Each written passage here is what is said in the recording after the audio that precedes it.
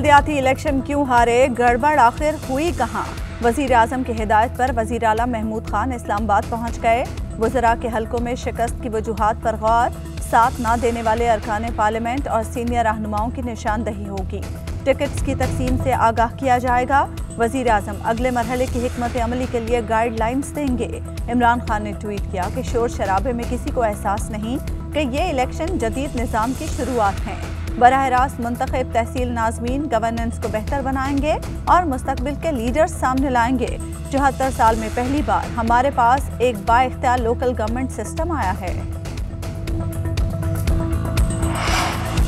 PTI के साथ खैबर पख्तूनख्वा में जो हुआ वो पूरे मुल्क में होगा। हम जमहूरियत पसंद हैं, पुरअमन सियासत की बात करते हैं। इंतखाबात में धांधली करने वालों ने पाकिस्तान और आइन को गैर मुस्तहकम किया। मौलाना फजल रहमान कहते हैं हुकूमत धांधली की पैदावार है।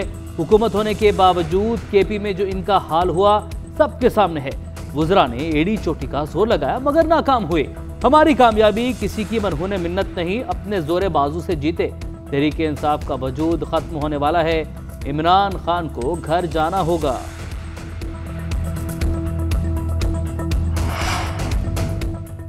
रवा माह तिजारती खसारा $5 अरब से जायद होना मुआशी तबाही की अलामत है। अफराते ज़र या महंगाई ज्यादा हो तो दुनिया में GST कम किया जाता है। पाकिस्तान में उल्टी गंगा बह रही है। ओपोजिशन लीडर शहबाज शरीफ कहते हैं इस हुकूमती इक़दाम से महंगाई में इजाफे के हौलनाक नताइज निकलेंगे। इसका मतलब है कि हुकूमत टैक्स नेट में इजाफा नहीं कर सकी। कभी कहा जाता है कि पाकिस्तान सस्ता तरीन मुल्क है और कभी मलबा आलमी हालात पर डाला जाता है। मिनी बजट मुसल्लत करने के बजाय हुकूमत इस्तीफा दे। गैस बहरान मजीद शदीद होने का खदशा। आइंदा माह गैनोर कंपनी का LNG कार्गो पाकिस्तान नहीं आ सकेगा। यूरोपीय ममालिक की जानिब से ज्यादा बोली की पेशकश। गैनोर समेत मुख्तलिफ कंपनीज ने एशियाई ममालिक के कार्गो मनसूख कर दिए। जुर्माना अदा करने पर भी रजामंद। जनवरी में गैस की तलब बढ़ने के बाद शहरियों की मुश्किलात बढ़ेंगी। सदर FPCCI का वजीर तवानाई से इस्तीफे का मुतालबा। कहते हैं जो वजीर वक्त पर काम ना करे उसे भी जाना चाहिए। CNG एसोसिएशन भी गैस बंदिश के खिलाफ सरापा एहतजाज। कराची में गैस बहरान पर अरकान कौमी सूबाई असम्बली अपनी ही हुकूमत से नाराज। PTI के MNA आफ्ताब सिद्दीकी और MPA राजा अजहर के हम्माद अजहर को इंतबाही खतूत। आफ्ताब सिद्दीकी ने कहा कि मेरे हल्के में गैस नहीं। हम्माद अजहर को बार बार फोन किया, पैगाम भी भेजे, लेकिन कोई जवाब नहीं। हम्माद अजहर साहब आपका ये रवैया शर्मनाक है। MPA राजा अजहर ने लिखा पूरे कराची बिलखुसूस मेरे हल्के में गैस बहरान शदीद है। शहरी एहतजाज कर रहे हैं। सूरत हाल PTI के हाथों से निकल रही है। ये बल्दियाती इलेक्शन में नुकसान पहुंचाएगी। वज़ीर आज़म और वज़ीर तवानाई गैस बहरान पर नोटिस लें। अवाम ने मैंडेट दिया है, उन्हें मायूस न करें। तब्दीली ने मुल्क तबाह कर दिया, हम इसे तबाही से निकालेंगे। पीपल्स पार्टी पावर में है तो समझो अवाम पावर में है। आसिफ जरदारी का नवाब शाह में जियालों से खिताब। कहा हमने दावे नहीं किए, बड़े बड़े काम किए हैं। तारीख में हमने वो काम किए जो इनसे नहीं होने। इनसे तो मुल्क चल नहीं रहा लेकिन हम चलाएंगे। 70 साल में मुल्क को इतना नुकसान नहीं पहुंचा जितना इस हुकूमत ने पहुंचा दिया। इस मर्तबा ऐसा मास्टर प्लान बनाया है कि मुल्क तरक्की और खुशहाली की राह पर गामजन होगा। टेक्नोलॉजी के शोबे में बरामदात ज़र मुबादला बढ़ाएंगी। करंट अकाउंट खसारा भी कम होगा। वज़ीर आज़म इमरान खान की ज़ेर सदारत स्पेशल टेक्नोलॉजी जोन्स अथॉरिटी का इजलास। इमरान खान ने कहा टेक्नोलॉजी के शोबे में बरामदात की हकीकी सलाहियत से फ़ायदा उठाने पर तवज्जो मरकूज कर रहे हैं। मुतल्लिका हुक्काम को IT के शोबे में सरमायाकारों की सहूलत के लिए तमाम मुमकिना इक़दामात करने की हिदायत। कोरोना के ओमिक्रॉन वेरिएंट का पाकिस्तान पर भी हमला। कल्लात में 30 ओमिक्रॉन के मरीज सामने आ गए। मरीजों के नमूने तस्दीक के लिए इस्लामाबाद भेज दिए गए। वज़ीर आला बलोचिस्तान का ओमिक्रॉन केसेस पर इजहार तशवीश। रिपोर्ट तलब। मुतासरा अफराद को फौरी तौर पर क्वारंटीन करने की हिदायत। विफाक की पार्लिमानी सेक्रेटरी सेहत नौशीन हामिद ने बलोचिस्तान में ओमिक्रॉन वेरिएंट की मौजूदगी का एतराफ़ कर लिया। GNN से गुफ्तगू में कहा कि वेरिएंट की मौजूदगी की वजह मालूम कर रहे हैं। उधर मुल्क में कोरोना से मजीद 10 अफराद इंतकाल कर गए। 24 घंटों के दौरान मजीद 310 अफराद में वायरस की तस्दीक। पीपल्स पार्टी की जानिब से बल्दियाती बिल की मंजूरी को मुस्तरद करते हैं। हलीम आदिल शेख कहते हैं बल्दियात के गासिबाना बिल के खात्मे तक हर फोरम पर जाएंगे, सुप्रीम कोर्ट से भी रुजू करेंगे। सूबे में सरदारी और जरदारी निजाम नाफिज किया जा रहा है, इसका खात्मा चाहते थे। गवर्नर नवीद जमील ने कहा सिंध का सबसे बड़ा मसला इस वक्त बल्दियाती बिल है। हम इस हवाले से दीगर जमातों को भी अपने जिद्दोजहद में शामिल करेंगे। ये बिल हर सूरत वापस लेना होगा।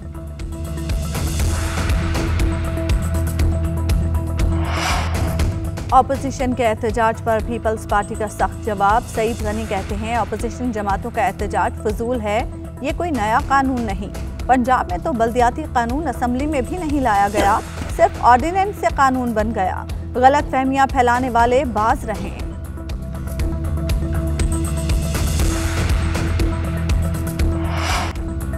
इलेक्शन कमीशन को ईवीएम की फराहमी पर काबीना में इख्तिलाफात। हुकूमत को इलेक्ट्रॉनिक वोटिंग मशीनों के मामले में मुलविस नहीं होना चाहिए, महदूद फंडिंग करनी चाहिए, अरकान की राय। कहा हुकूमत की इलेक्शन कमीशन को मशीनों की खरीदारी की यकीन दहानी हुकूमती मैंडेट नहीं।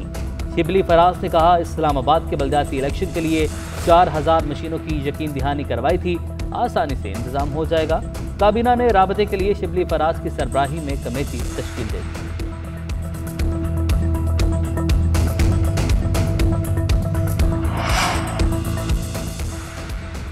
इलेक्शन कमीशन ने मेयर बन्नू की नशिस्त पर दोबारा गिनती का हुक्म मुअत्तल कर दिया। इलेक्शन कमीशन ने JUI के इरफान जुरानी की दरखास्त पर अबूरी हुक्म जारी किया है। JUI के वकील का कहना है कि 10,000 से कम मार्जिन पर ही दोबारा गिनती हो सकती है। इलेक्शन कमीशन ने फरीकैन को नोटिस जारी करते हुए आइंदा हफ्ते तलब कर लिया।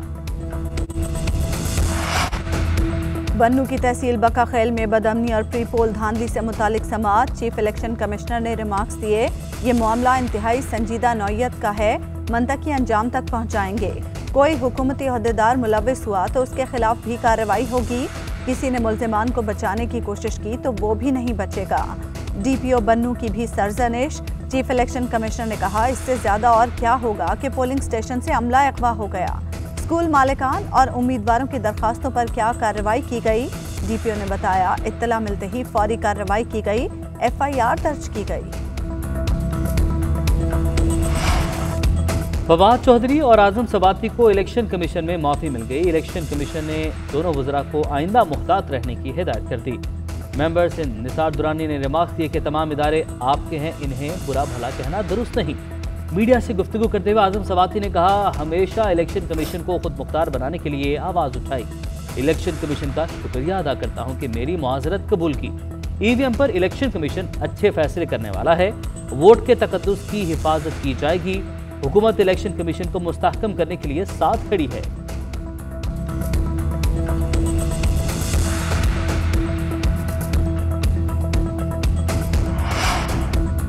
कैप्टन रिटायर्ड सफदर के खिलाफ मुकदमा खारिज। पेशावर हाईकोर्ट ने रियासती इदारों के खिलाफ मुबैना तकरीर से मुताल्लिक़ केस का महफूज फैसला सुना दिया।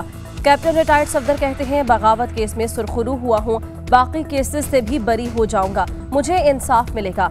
हम तो यहाँ की कैंटीन के पकौड़ों के भी आदी हो चुके हैं। किसी ने इंसाफ देखना है तो खैबर पख्तूनख्वा की अदालत आए।